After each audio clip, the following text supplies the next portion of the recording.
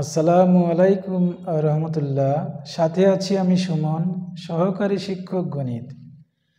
আজ তোমাদের জন্য এনেছি অনুশীলনী 7-এর জোড় কোণ বা বিজোড় কোণ বা অনুপাত সমূহ চিনিবার উপায় বা চেনার উপায়। মাই ডিয়ার স্টুডেন্ট, আমরা কোনগুলো জোড় অনুপাত, কোনগুলো বিজোড় অনুপাত, এইগুলো আমরা আজকে দেখব। মাই ডিয়ার স্টুডেন্ট, ইতিপূর্বে আমরা এগুলো করেছি প্রথম এবং দ্বিতীয় পর্বে। তাহলে দেখো, 90 ডিগ্রি গুণ জোড় সংখ্যা যদি থাকে, সেই কোণকে বা সেই অনুপাতকে আমরা বলতে পারি জোড় অনুপাত। মাই ডিয়ার স্টুডেন্ট, 90 ডিগ্রি গুণ জোড় সংখ্যা, দেখো 90 ডিগ্রি গুণ 2 বা 90 গুণ 2, 2 আমাদের কি সংখ্যা?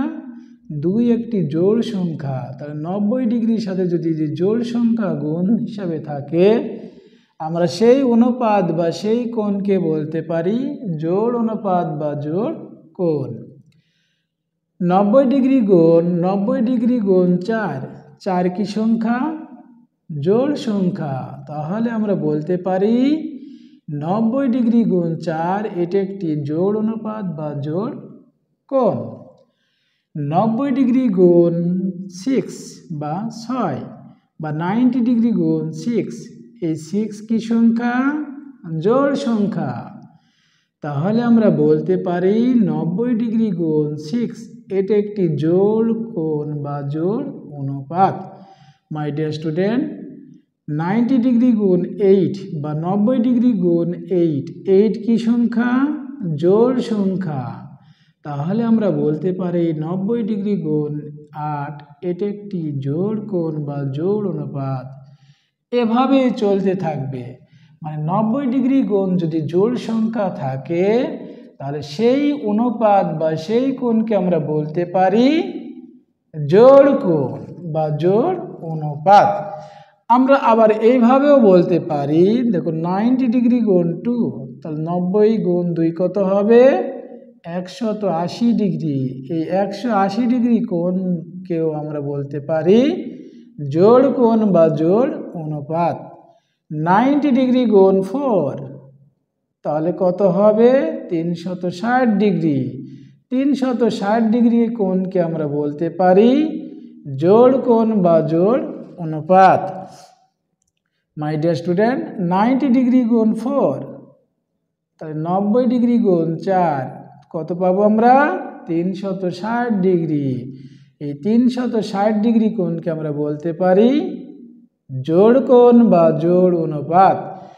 আবার দেখো 90 ডিগ্রি গুণ 6, তাহলে কত পাবো?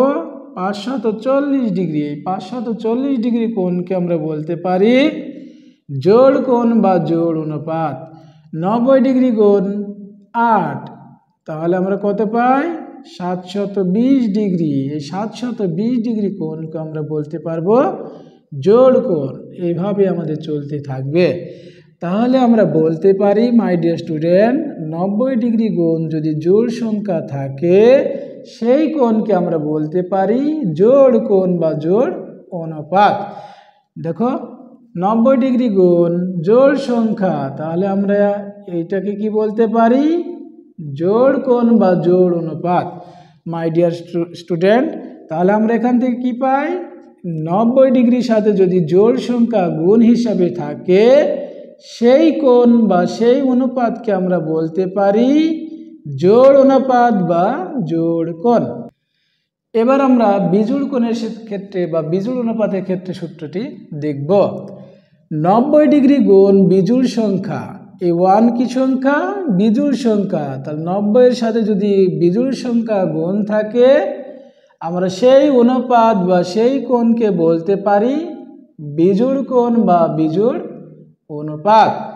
90 ডিগ্রি গুণ 3, এই 3 কি সংখ্যা? 3 একটি বিজোড় সংখ্যা।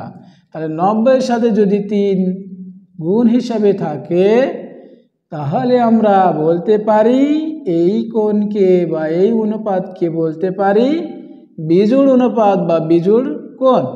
কারণ কি? 90 এর সাথে যদি বিজোড় সংখ্যা গুণ হিসাবে থাকে, সেই কোণ বা সেই অনুপাতকে আমরা বলতে পারি বিজোড় অনুপাত বা বিজোড় কোণ। 90 ডিগ্রি গুণ 5, 5 কি সংখ্যা?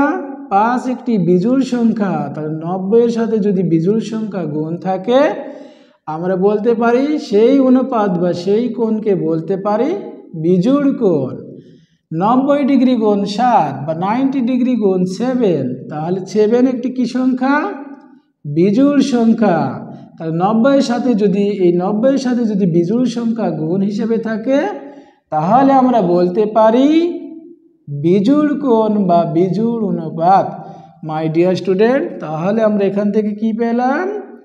90 ডিগ্রির সাথে যদি বিজোড় সংখ্যা গুণ হিসেবে থাকে আমরা সেই কোণকে বলতে পারি বিজোড় অনুপাত বা বিজোড় কোণ।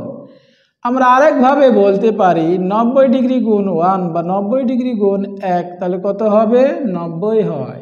এই 90 ডিগ্রি কোণকেও আমরা বলতে পারি বিজোড় কোণ বা বিজোড় অনুপাত। 90 ডিগ্রি গুণ 3, তাহলে আমরা 90 ডিগ্রি আর 3 গুণ করলে কত পাবো? 270 ডিগ্রি। তাহলে 270 ডিগ্রি কোণকেও আমরা বলতে পারি বিজোড় কোণ বা বিজোড় অনুপাত। মাই ডিয়ার স্টুডেন্ট, 90 ডিগ্রি গুণ 5 গুণ করলে আমরা কত পাবো? 450 ডিগ্রি। তাহলে 450 ডিগ্রি কোণকেও বলতে পারি বিজোড় কোণ। 90 ডিগ্রি গুণ 7 গুণ করলে আমরা কত পাবো? 630 ডিগ্রি। এই 630 ডিগ্রি কোণকেও আমরা বলতে পারি বিজোড় কোণ। মাই ডিয়ার স্টুডেন্ট, তাহলে আমরা এখান থেকে কি বলতে পারি? 90 ডিগ্রি গুণ যদি বিজোড় সংখ্যা থাকে তাহলে আমরা সেই কোণকে বলতে পারি বিজোড় অনুপাত বা বিজোড় কোণ। মাই ডিয়ার স্টুডেন্ট, আমার ক্লাসটি কেমন হয়েছে কমেন্টে জানিয়ে দাও এবং নিত্য নতুন ক্লাসটি পেতে চ্যানেলটিকে সাবস্ক্রাইব করো। সবাই ভালো থেকো। আল্লাহ হাফেজ।